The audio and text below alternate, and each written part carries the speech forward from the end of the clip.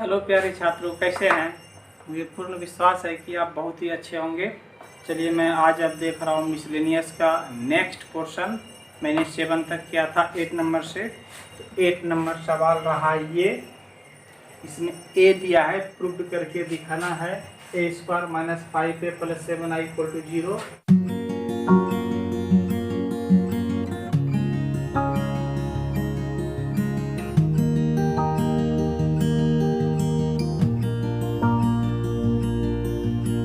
LHS से शुरू किया। a² - 5a + 7i = a² means a into ए लिख दिए। उसके बाद -5a -5a का मान जो था वो भी मैंने पुट कर दिया। 7 × i means identity matrix 2 order वाला, तो 2 ऑर्डर वाला आइडेंटिटी मैट्रिक्स लिख दिया। और मैंने इसको गुना कर दिया रो इंटू कॉलम, जैसे मैट्रिक्स गुना होता है। First row first column 3 × 3 9 plus minus -1 × 1 -1। फिर first row second column 3 × 1 3 plus 1 × 2 2। उसी प्रकार सेकेंड रो फर्स्ट कॉलम -1 3 -3 2 -1 -2। और फिर सेकेंड रो सेकेंड कॉलम -1 1 -1 2 × 2 4। और 5 से मैंने इसको मल्टीप्लाई कर दिया, 7 को मैंने इससे मल्टीप्लाई कर दिया। अब मैं क्या कर रहा हूँ देख लीजिए। ये सोल्व होके हो गया। 9 - 1 8 5 -5 3। और ये अपनी जगह फिक्स है, ये भी अपनी जगह फिक्स। तो मैंने क्या किया, प्लस वाला दोनों जोड़ दिया। 8 + 7 15 5 + 0 5 -5 + 0 -5 3 + 7 10। और इतना माइनस ये पोर्शन, तो ये दोनों सेम है। इतना माइनस इतना = 0। LHS से शुरू किए थे, RHS प्रूव हो गया। 1 नंबर मेरा ये कंप्लीट। अब मैं 9th नंबर देखता हूँ।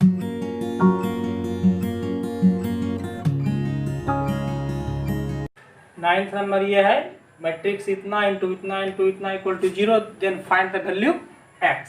तो मैं शुरू करता हूँ। मैं किसी सबसे पहले 2 मैट्रिक्स को मल्टीप्लाई करता हूँ। अभी इसको मैं रहने देता हूँ, लास्ट दोनों को कर रहा हूँ। x - 5 - 1 अपनी जगह फिक्स है। अब ये मैट्रिक्स आपस में गुना रो इंटू कॉलम, तो 1 × x + 0 + 2 first row first column complete. Second row first column 0 × x 0 + 2 × 4 8 + 1 × 1 1। Last third row first column 2 × x 2x + 0 + 3 = 0। अब मैं इसको हल कर लेता हूँ। पहले x - 5 - 1 ये अपनी जगह फिक्स है। इसको हल करता हूँ। x प्लस ये लिखा गया x + 2, ये हो गया 9 और ये हो गया 2x + 3। अब मैं इसको भी मल्टीप्लाई कर देता हूँ रो इंटू कॉलम, तो रो इंटू कॉलम x इंटू इतना, तो हो गया x² + 2x -5 × 9 -45। फिर -1 इंटू इतना -2x - 3। ये मैट्रिक्स हो गया 0 के बराबर। अब मैं इसको सिंपल रूप में लिख लेता हूँ। x² और ये + 2x - 2x कंप्लीट हो गया। 45 3 -45 3 48 = 0। यहाँ तक कंप्लीट हो गया। अब हम लोग इसको कर लेते हैं। अगर ये 0 है, इसको मैं 0 मैट्रिक्स भी लिख सकता हूँ 0 को, तब एलिमेंट्स इक्वल हो जाएगा। x² - 48 = 0, date implies x² = 48। अब इसी को एक लाइन बस हल करना है। x = 48 का स्क्वायर रूट हो गया 14 × 3 16 × 3 तो 4√3 x का मान। और ये आंसर हो जाएगा ±1। ये हो गया मेरा क्वेश्चन नंबर 9। अब मैं देख रहा हूँ क्वेश्चन नंबर 10। मार्केट दिया है, market first market and second market, और प्रोडक्ट है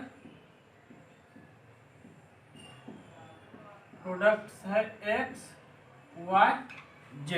ये 3 प्रोडक्ट है। फर्स्ट मार्केट में x प्रोडक्ट का पीस बिकता है 10,000 सेल होता है, y प्रोडक्ट 2,000 और z प्रोडक्ट का 18,000। ये होता है फर्स्ट मार्केट में। और सेकेंड मार्केट में इसका है एक्स प्रोडक्ट है 6,000 और वाई प्रोडक्ट है 20,000 और जेड प्रोडक्ट मेरा है 8,000। ये सेल हो रहा है दोनों मार्केट में। फर्स्ट मार्केट में ये प्रोडक्ट, तीनों प्रोडक्ट की संख्या, और सेकेंड मार्केट में तीनों प्रोडक्ट की संख्या। तो हम इसको सबसे पहले एज मैट्रिक्स फॉर्म में लिखते हैं। As matrix form, matrix form में ये क्या हो जाएगा, 10,000, 2,000, 18,000, 6,000, 20,000 और फिर 8,000। अब इस प्रोडक्ट का ए नंबर में दिया है सेल्स प्राइस। सेल्स प्राइस कितना कितना है, sell as matrix form, matrix form, matrix form में सेल्स प्राइस मान लेते हैं इसको बी। ये है 2.5 रुपीज, 1.5 रुपीज एंड 1 रुपीज। इसको हम कॉलम में लिख लिए, क्योंकि मैट्रिक्स जब भी गुना होता है रो इनटू कॉलम। तो हमको पूछ रहा है टोटल रेवेन्यू, तो देयरफॉर हम निकाल लेते हैं। टोटल रेवेन्यू कितना निकला,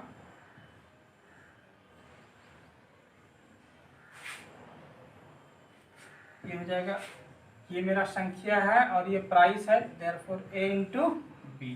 तो ए को बी से मल्टीप्लाई कर देना है। 10,000, 2,000, 18,000, फिर है 6,000, 20,000 और फिर 8,000। प्रोडक्ट का संख्या है, प्रोडक्ट की संख्या को मल्टीप्लाई कर देंगे हम लोग इसके प्राइस से।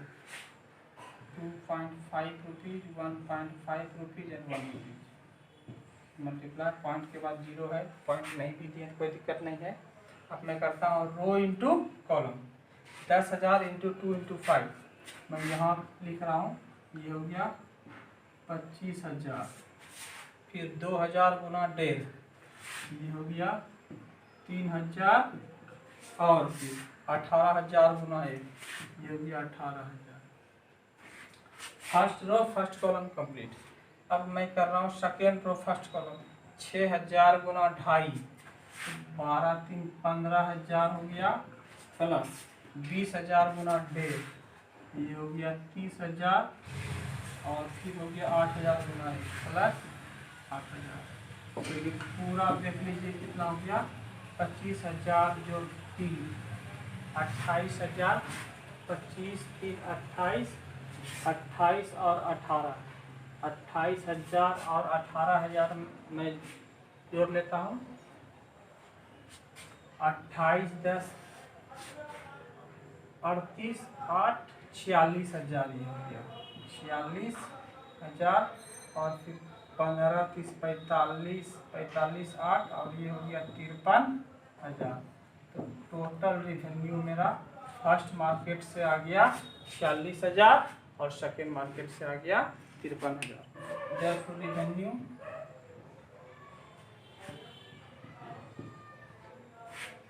फ्रॉम ईच मार्केट कितना हो गया, 46,000 एंड 53,000 ये हो गया। और टोटल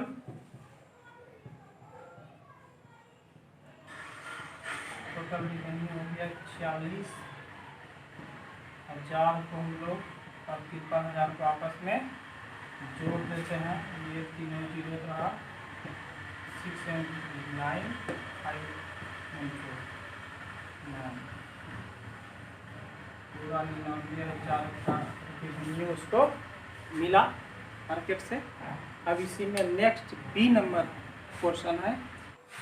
बी नंबर में दिया है cost as matrix form, cost as form matrix form में इसको मान लेता हूँ सी। कॉस्ट देखिए कितना कितना दिया है, 2 रुपीज 1 रुपीज एंड 50 पैसा, 2 रुपीज 1 रुपीज एंड 1/2 रुपीज। 50 पैसा को मैं 1/2 कर देता हूँ, इसको इस रूप में ही लिखता हूँ 2 1 एंड हाफ। ये हो गया मेरा इसका कॉस्ट। देयरफॉर मैं निकालता हूँ कि इसका टोटल कॉस्ट कितना है। देयरफॉर कॉस्ट प्राइस ए इंटू सी निकल जाएगा। ए का मान मेरा दिया हुआ है 10,000, 2,000, 18,000, 6,000, 20,000 और 8,000 इंटू सी 2 1 हाफ। इसको मल्टीप्लाई करके हमको लिख देना है, तो मैं इसको मल्टीप्लाई करके यहाँ लिखता हूँ 10,000 गुना 2 20,000 प्लस 2,000 गुना 1 2,000 प्लस 18,000 गुना हाफ, 18 का आधा हो जाएगा 9,000। अब फिर सेकेंड 6,000 गुना 2 12,000, फिर 20,000 गुना 1, ये प्लस 20,000 और ये प्लस 8,000 गुना हाफ, तो हो गया 4,000। तो कुल मिला के मेरा हो गया है, देख लीजिए 20,000 और 20 तो 22 22 9 21,000 हो गया ये, और इधर हो गया मेरा 12,000 और 20,000 32 4 36,000 हो गया। ये हो गया। देयरफॉर मैं टोटल कॉस्ट निकाल लेता हूँ दोनों मार्केट से। पहला मार्केट से निकला मेरा 31,000, दूसरे मार्केट से निकला मेरा 36,000, दोनों हो गया 67,000 67,000 निकल गया टोटल कॉस्ट। तो हमसे पूछ क्या रहा है, सवाल को देख लें। सवाल हमसे पूछ रहा है ग्रॉस प्रॉफिट। प्रॉफिट क्या है, तो ये तो मेरा कॉस्ट लग गया, तो निकालना है क्या, ग्रॉस प्रॉफिट। ग्रॉस प्रॉफिट उसको इनकम क्या हो, तो सेल्स में उसके कॉस्ट को घटा लीजिए, विक्रय मूल्य में उसके क्रय मूल्य को घटा लेते हैं। तो उसका सेल्स, इसका सेल्स मेरा कितना निकला था, टोटल सेल्स मेरा निकल गया था उसका 99,000 में 67,000 घट गया, तो मेरा निकल गया 9 में 7 घटा 2 32,000 इतना रुपीज। So gross profit. तो ये मेरा कंप्लीट हो गया क्वेश्चन नंबर 10। देख लीजिए। अब मैं इसको क्वेश्चन नंबर 11 देखता हूँ।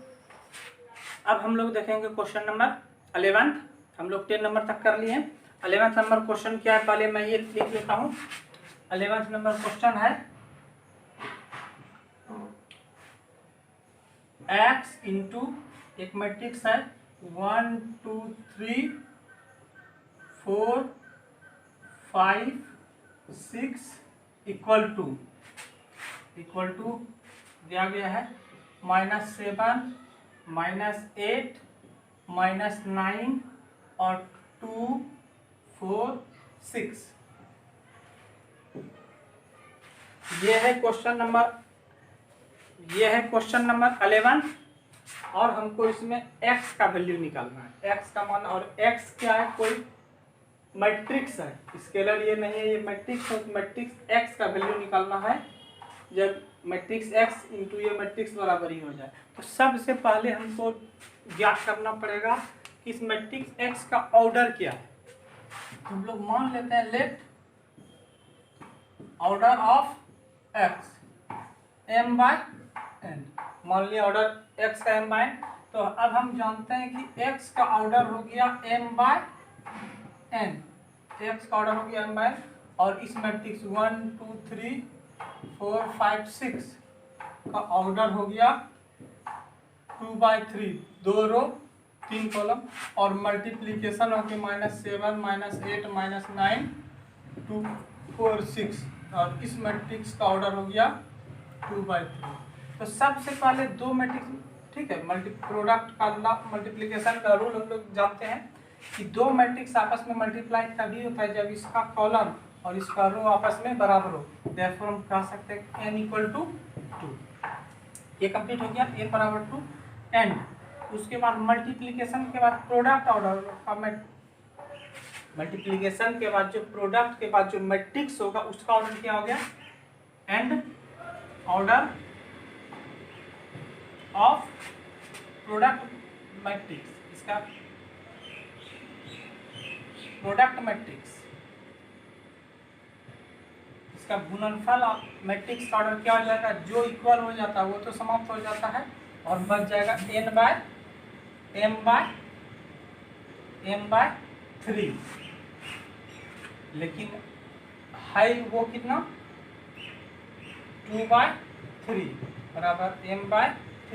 देयरफॉर हम m का मान कह सकते हैं। ये बात क्लियर होगी, एक बार फिर से समझ लीजिए। हम जानते हैं दो मैट्रिक्स आपस में मल्टीप्लाई होता है कब, जब आगे वाले का कॉलम और पीछे वाले का रो बराबर होते हैं, m का मान 2 हो गया। अब हम जानते हैं कि मल्टीप्लाई होने के बाद नया जो ऑर्डर होता है जो बराबर है वो समाप्त हो जाता है, m/3 होगा, लेकिन इसका ऑर्डर कितना है 2/3 होना चाहिए था, m/3 है उसका 2/3, तो m का मान 2। देयरफॉर ऑर्डर हमको पता चल गया ऑफ x, m/n का वैल्यू निकल गया 2/2। 2/2 ऑर्डर का एक मैट्रिक्स हम लोग मान लेते हैं, let x = a b c d, 2/2 order का मान लिए। अब इसको हम लोग मल्टीप्लाई करके वैल्यू निकाल लेंगे। देयरफॉर यहाँ पर कर रहे हैं, देयरफॉर x इंटू, इसको हम अलग कर लेते हैं, x इंटू 1 2 3, लिखने में दिक्कत है, therefore x into 1 2 3 4 5 6 equal to -7 -8 -9 2 4 6। x का मान है a b c d, a b c d multiply हो गया 1 2 3 4 5 6 से, ये हो गया -7 -8 -9 2 4 6। ये भी मैट्रिक्स, इसको आपस में मल्टीप्लाई कर देते हैं रो इंटू कॉलम, तो हो गया a + 4b, सेकेंड में 2a + 5b, थर्ड में 3a + 6b। अब R2 को c + 4d 2c + 5d और फिर 3c + 6d इक्वल टू, मेरा हो गया -7 -8 -9 2 4 6। अब हम देखते हैं मैट्रिक्स, दो मैट्रिक्स आपस में इक्विवेलेंट कब होता है, जब उसका संगत एलिमेंट कॉरस्पॉन्डिंग एलिमेंट सेम हो। तो a, therefore a + 4b, a + 4b equal हो जाएगा -7 के बराबर, और ए बी वाला ही portion, and 2a + 5b equal to -8। कोई दो ही ऐसे 1 2 3 है ए बी वाला इक्वेशन, लेकिन कोई दो इक्वेशन को हल कर लेंगे। अब हम इसको सोल्व कर लेते हैं, फर्स्ट एंड सेकेंड, इसको मल्टीप्लाई 2 से करके सोल्व कर लेते हैं। ये हो गया 2a + 8b इक्वल टू -14, और ये हो गया 2a + 5b equal to -8। Subtracting, इसको आपस में घटाने के बाद चिन्ह क्या होगा, चेंज हो जाएगा, तो प्लस माइनस कट गया, 8 में 5 कट गया, 3b इक्वल टू -14 -8 हो गया -6, देयरफॉर b इक्वल टू -6/3 -2। और फ्रॉम फर्स्ट में बच्चे b का मान a + 4 × b का मान -2 equal to -7, therefore a equal to -7 के -7 + 8 या 1, a का मान निकल गया मेरा 1। ए बराबर 1 और बी बराबर मेरा माइनस। अब बारी है सी और डी का। सी और डी निकालने के लिए अब हमको थोड़ा इधर साफ करना पड़ेगा, आगे देखते हैं। सी डी निकालने के लिए दो इक्वेशन, सी डी वाला कोई दो इक्वेशन ले लीजिए, यहाँ तक हम कर लिए साफ। सी डी प्लस सी, देखो सी प्लस 4d कितना के इक्वल है, सी प्लस 4d 2 के इक्वल है। इक्वेशन मान लेते हैं थर्ड एंड फिर 2c plus 5d, 2c plus 5d ये इक्वल है 4 की। इक्वेशन मान लेते हैं इसको, और इसको 2 से मल्टीप्लाई करके घटाते हैं। 2c plus 8d equal to 4 और ये हो गया 2c प्लस 5d अपने जगह फिक्स इक्वल टू 4। सब्ट्रैक्टिंग कर देते हैं, चिन्ह बदल गया माइनस माइनस और ये भी चिन्ह माइनस कैंसिल हो गया। 8 में 3d equal to 0, therefore d equal to 0। From third में d का मान रखते हैं, c plus 4d equal to 2, therefore c बराबर 2 तो निकल गया। देयरफॉर x बराबर मेरा क्या था, A B C D matrix. अब a का मान मेरा कितना निकला है देख लीजिए, a का मान निकला है 1, b का मान निकला है 2, b इक्वल टू -2 और c का मान निकला है मेरा अभी तुरंत, c का मान निकला है 2 और d का मान निकला है 0। ये हो गया मेरा मैट्रिक्स जो उसको कंप्लीट करेगा। पहले बात नंबर कंप्लीट हो गया। अब मैं देख रहा हूँ क्वेश्चन नंबर 12। तो दिया हुआ है ए बी और बी ए आपस में इक्वल है, then prove that A to the power B N equal to B to the power N A आपस में ये इक्वल है। और फर्दर प्रूव दैट, और इसके बाद एन और एक प्रूव करना है, ए बी पर power N equal to B पर पावर एन इंटू ए पर पावर एन, ये भी प्रूव फॉर ऑल एन दिया हुआ है नेचुरल नंबर। और हम इस चैप्टर के क्वेश्चन नंबर 1 और 2 में सीख चुके हैं कि जब भी n के लिए प्रूव करना होता है, जब भी हमको n के लिए प्रूव करना होता है तो वो हम लोग मैथमेटिकल इंडक्शन से प्रूव करते हैं। तो उसी प्रकार से हम शुरू करते हैं मैथमेटिकल इंडक्शन से। मान लेते हैं ये statement P n a such that, यहाँ P n such that a B पर power N equal to B पर पावर एन इंटू ए, ये है। तो हम लोग मैथमेटिकल इंडक्शन को याद करें, वो क्वेश्चन नंबर मेरा शुरू में है। क्वेश्चन नंबर इसका जैसे है क्वेश्चन नंबर 1 और 2 नंबर, तो 1 और 2 नंबर को हम लोगों ने प्रूव, 1 और 2 और 3 तीनों क्वेश्चन को हम लोगों ने प्रूव किया मैथमेटिकल इंडक्शन से। जिसको इसमें थोड़ा दिक्कत हो, आप पीछे वाला वीडियो इसका फर्स्ट पार्ट मिसलेनियस का देख सकते हैं, उसमें 1 2 3 और मैथमेटिकल इंडक्शन में क्या हम लोग करते हैं। पहले 1 के लिए दिखाते हैं नेचुरल, उसके बाद k के लिए जूम करते हैं और फिर k+1 के लिए। अगर इतना के लिए सही हो जाए, वो सभी वास्तविक सभी प्राकृतिक संख्याओं के लिए होता है। तो सबसे पहले हम किसके लिए दिखाएंगे, n = 1। तो पुट कीजिए जहाँ जहाँ n है वहाँ 1, a b, n की जगह 1, b पर पावर 1 a। तो ये देखिए हो गया ए बी बराबर बी ए, जो कि मेरा दिया हुआ है। देयरफॉर हम लिख देंगे पी एन, या सीधा लिखते हैं statement, it is true for n = 1।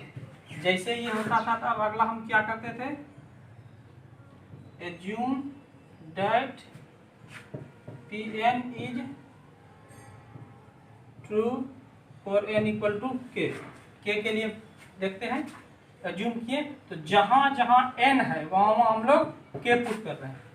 A B to the power k equal to B पर पावर k इंटू ए, इसको मान ले समीकरण फर्स्ट। और हमको दिखाना क्या है, to show that P N is also true for किसके लिए, n = k+1। तो हम लोग को दिखाना है कि ये n का मान k+1 के लिए सही है। तो जहाँ जहाँ n है वहाँ पी के प्लस 1 ये सही नहीं चल रहा है, दूसरा लेने, equal to A B to the power K plus 1 equal to B पर पावर के प्लस 1 इंटू ए। ये हो गया इक्वेशन सेकेंड। अब हमको फर्स्ट को पकड़ के सेकेंड के बराबर पुराना है। अब मैं मैथमेटिकल इंडक्शन में क्या करता हूँ, फर्स्ट को पकड़ के सेकेंड के बराबर प्रूव करता हूँ। तो अब मैं क्वेश्चन नंबर फर्स्ट को पकड़ता हूँ फ्रॉम, इसको मैं अलग कर दे रहा हूँ यहाँ से, फ्रॉम फर्स्ट को पकड़िए। फर्स्ट क्या है, फर्स्ट दिया है पी के, यहाँ पर हम लोग इक्वल टू नहीं देके स्टेटमेंट्स है, सब्जेक्ट का यूज करेंगे। P k subject a B to the power k equal to B to the power के इंटू ए। अब हमको इसको सेकेंड के बराबर पुराना है, देख लीजिए इस पोर्शन को सेकेंड के बराबर, और सेकेंड के बराबर पुराने के लिए देखिए बी पर पावर के प्लस 1 है या बी पर पावर के है, तो अगर हम दोनों मल्टीप्लाई कर दें जी से हो जाएगा। करते हैं multiplying both side by b से, a B to the power k में बी से मल्टीप्लाई, उधर भी बी पर पावर के इंटू ए में बी से मल्टीप्लाई। तो ये तो पोर्शन हो गया ए बी पर पावर के और इस पर पावर के, इस पर 1, तो के प्लस 1 हो गया, और ये बी पर पावर के अपने जगह, और हमको ए बी का वैल्यू दिया है, ए बी इक्वल टू कितना दिया है बी ए, लिख देंगे चूंकि ए बी बराबर बी ए मेरा पहले से प्रूफ दिया हुआ है और हम वन के लिए प्रूफ भी कर चुके हैं। अब मेरा बी बेस बराबर तो मल्टीप्लाई होकर बी पर पावर के प्लस 1 इंटू ए, देखिए आरएचएस के बराबर हो गया। देयरफॉर हम लिख सकते हैं it is also true for N equal to के plus 1, therefore P n a statements is true for all, for all को हम लोग इस सिंबल से सूचित करते हैं, for all natural number proof. ये मेरा हुआ इसका फर्स्ट पोर्शन प्रूफ, देख लीजिए। और इसका सेकेंड पोर्शन भी एकदम सेम टू सेम इसी पे के ऊपर है। उसमें भी सबसे पहले हम एक के लिए करेंगे, उसके बाद के लिए जूम करेंगे, के प्लस 1 के लिए दिखाएंगे। अगर हम लोग एकदम सेम इसी पर है, जैसे अगर हम चाहें इसी को कन्वर्ट करना, फर्स्ट पोर्शन हो गया, अब हम इसका सेकेंड पोर्शन प्रूव करके दिखा रहे हैं। सेकेंड पोर्शन में क्या है, पी एन ए बी पर पावर एन, फिर क्या है बी पर पावर एन इंटू ए पर पावर एन, ये पोर्शन है। इसमें एन का मान 1, तो यहाँ भी एन के जगह पे 1, और यहाँ भी 1 और यहाँ भी 1, देखिए दोनों आपस में क्या हो गया बराबर, तो इसमें भी सेम लिखा है ये, क्लियर। फिर एकदम सेम, हम अब की बार ये माने ए बी पर पावर एन, बी पर पावर एन, बी पर पावर। अब एज्यूम करेंगे P N is also true for N equal to K, जहाँ जहाँ एन है वहाँ के, तो हमको सिर्फ इस जगह पे ब्रैकेट डालना है और इस जगह पे के डालना है। ये हुआ इक्वेशन फर्स्ट। और फिर नेक्स्ट पोर्शन एकदम सेम इसी पर, जो हम लोग फर्स्ट पोर्शन है वही सेकेंड पोर्शन भी है, कोई अंतर नहीं हो रहा है, ब्रैकेट का अंतर है, पावर का अंतर है। उसके बाद फर्स्ट के बाद हम लोग क्या लिखते हैं, to show that P N is also true for N equal to के प्लस 1, तो जहाँ जहाँ एन था वहाँ पर के प्लस 1, देखिए यहाँ सिर्फ ब्रैकेट आ जाएगा, यहाँ पर के प्लस 1 और यहाँ भी आ जाएगा के प्लस, यहाँ तक तो एकदम कंप्लीट है। यहाँ पर थोड़ा रेस्ट ले लेना है। क्या करना है, फर्स्ट को पकड़ के सेकेंड पुराना, फ्रॉम फर्स्ट को पकड़िए, ब्रैकेट वाला पोर्शन है ए बी पर power k equal to B पर पावर के ए पर पावर के, क्लियर। अब हमको पुराना इसको सेकेंड के बराबर ए बी पर पावर के प्लस 1, तो यहाँ पे तो किसे मल्टीप्लाई करना पड़ेगा, दोनों ओर ए बी से मल्टीप्लाई करना पड़ेगा, करना इस पर के प्लस 1, तो हम इसमें मल्टीप्लाई कर दिए ए बी से, और इस पर भी बी पर पावर ए और के पर पावर ए में मल्टीप्लाई कर दिए ए बी। यहाँ के बाद से हम थोड़ा सा इसको कर लेते हैं ठीक से। तो ये देखिए बेस बराबर है, तो ए बी पर पावर कितना हो जाएगा, के इस पर पावर 1, तो के प्लस 1, और इसमें अब ए बी ब्रैकेट हटा देते हैं, बी पर पावर के इंटू ए पर पावर के ए बी, ये दोनों बराबर है base, B to the power के इंटू ए पर पावर बेस बराबर है के प्लस 1 इंटू बी। अब हम लोग पोर्शन देखते थे ए बी बराबर बी है, ये अगर हम बी को कर दें आगे बी टू दी पावर के इंटू ए बी बराबर बी है तो B into A to the power K plus 1। हम जानते हैं ए बी बराबर बी ए होता है पोर्शन। इसके पहले वाले पोर्शन में देखिए ए पर power K plus 1 equal to B हम प्रूफ किए थे, पीछे वीडियो में देख लीजिए उसको। तो ये हो गया B to the power K plus 1 into A पर पावर के प्लस 1। देखिए बी पर पावर के प्लस 1 इंटू पर पावर हो गया, सेकेंड के बराबर प्रूफ हो गया। That implies therefore it is जो हम लिखे थे also true for n equal to के plus 1, therefore Pn statement is true for all natural number. ये पोर्शन हो गया, जो पहला पोर्शन है हम उसी पर सिर्फ सेकेंड पोर्शन को चेंज कर दिए। अगर आप 1 2 3 और ये 12 नंबर में 2 सवाल, एक ये सब मैथमेटिकल इंडक्शन से, कुल मिला के चैप्टर में 5 सवाल बना मैथमेटिकल इंडक्शन से। क्लियर? अब मैं इसका देख रहा हूँ। अब इसमें 3 सवाल और बचा हुआ है ऑब्जेक्टिव टाइप का, उसको भी मैं कंप्लीट कर लेता हूँ। पहले इसको मैं साफ कर लूँ। 13 नंबर सवाल दिया है alpha beta gamma minus alpha दिया हुआ है, ये मान है ए का, हमको सिद्ध कर, और सच दैट क्वेश्चन क्या है ए स्क्वायर का मान अगर आई हो तो कंडीशन। सबसे पहले हम लोग निकाल देते हैं A square means alpha beta gamma minus alpha into same alpha beta gamma minus alpha row into column alpha alpha square plus beta gamma.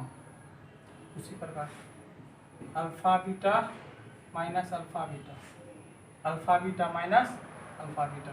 उसी प्रकार हम लोग करते हैं next alpha gamma minus alpha gamma, और ये हो जाएगा beta gamma minus minus plus alpha square. ये हो गया ए स्क्वायर का मान। अब ये क्वेश्चन हो गया alpha square plus beta gamma 0 0 alpha square plus beta gamma. अब ए स्क्वायर का मान मेरा कितना दिया हुआ है आई का मान डायरेक्ट हम रख लेते हैं 1001। तो therefore portion alpha square plus beta gamma equal to 1। इस पोर्शन से भी 1 निकलता है, बाकी बात तो 0 है ही। तो ये पोर्शन देखिए कहीं ऑब्जेक्टिव में है कि नहीं। ऑब्जेक्टिव में मेरा alpha square plus beta gamma equal to 1 सबको एक साइड कर लिया है। 1 माइनस ये लिखा हुआ है 1 minus alpha square minus beta gamma equal to 0। देखिए ये ऑब्जेक्टिव नंबर सी में दिया हुआ है, इसका आंसर हो गया 1 minus alpha square minus beta gamma equal to 0। C number हो गया 13 का। अब मैं देखता हूँ क्वेश्चन नंबर 14 नंबर में क्या दिया है A both symmetric and skew symmetric. कोई भी मैट्रिक्स सिमेट्रिक और स्क्यू सिमेट्रिक, हम जानते हैं सिमेट्रिक के लिए ट्रांसपोज होता है ए के बराबर और स्क्यू सिमेट्रिक के लिए ट्रांसपोज होता है माइनस ए के बराबर। अर्थात ए सिमेट्रिक भी है और स्क्यू सिमेट्रिक भी है, मतलब ए और माइनस ए आपस में बराबर है। तो किसी का पॉजिटिव और नेगेटिव किसके लिए इक्वल होता है, हम जानते हैं वो किसके लिए, जीरो मैट्रिक्स के लिए। जीरो मैट्रिक्स ही वैसा है जिसका negative minus 0 equal two plus 0। Zero तो नेगेटिव, ये जीरो तो न्यूट्रल है, ना चार्ज उसका नेगेटिव होता है ना पॉजिटिव, इसीलिए ये ऑप्शन हो गया जीरो मैट्रिक्स के लिए। और 15 नंबर में लास्ट क्वेश्चन है if A square matrix and A square का वैल्यू ए है तो हमको प्रूव करके ये निकालना I plus A whole cube minus 7a is equal to, इसका वैल्यू निकालना है। एकदम सिंपल सा देख लीजिए ए प्लस बी का whole cube a cube plus b cube plus 3 a square b plus 3ab², ये a plus b whole cube minus 7a। आई का आई ये तो क्या हो गया, आई होता है, और हम जानते हैं ए क्यू को लिख देंगे ए स्क्वायर इंटू ए प्लस 3 इंटू आई स्क्वायर, मान आई हो गया आइडेंटिटी मैट्रिक्स हम जानते हैं ए प्लस 3i, ए स्क्वायर का वैल्यू मेरा दिया हुआ है ए माइनस 7a अपने जगह फिक्स है। हम इसमें ये पुट किया, आई का आइडेंटिटी मैट्रिक्स है, इसका स्क्वायर करें या क्यूब करें सब आई के ही बराबर है। अब देखिए आई अपने जगह, ए स्क्वायर का वैल्यू पुनः कितना है ए इंटू ए प्लस 3 इंटू आई ए, तो आई ए भी हम लोग जानते हैं आइडेंटिटी किसी में गुना होता है तो ए के बराबर, ये हो गया ए, फिर आई ए, ये भी हो गया 3a माइनस 7, यहाँ तक कंप्लीट। अब a into A square I plus A square plus 6a minus 7, I plus A square का वैल्यू कितना a और 6a में माइनस ए करके सिर्फ क्या बचा आई। इसका वैल्यू देखिए आई कहाँ पर है ऑब्जेक्टिव में, ये